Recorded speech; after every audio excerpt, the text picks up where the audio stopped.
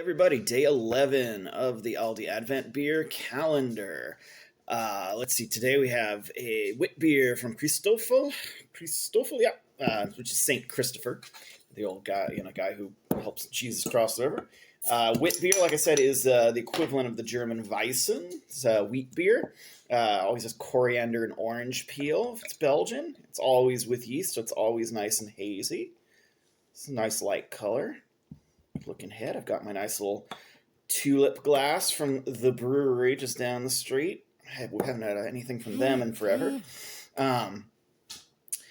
Yesterday you probably saw my really well-produced little graphic where I said Young's when I was talking about Irish stouts, which is a British double chocolate stout. I meant Murphy's is the one from Kirk. Just a little cross up there, but worth correcting. It's tough putting these things together extemporaneously. All right.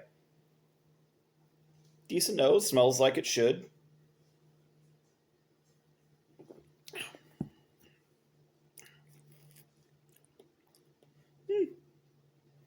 Another little sip in there.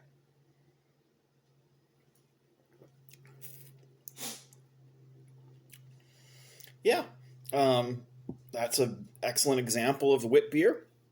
The coriander is not overpowering, which is nice. Sometimes it's very coriander forward. It's, one of those things, a little coriander goes a long way.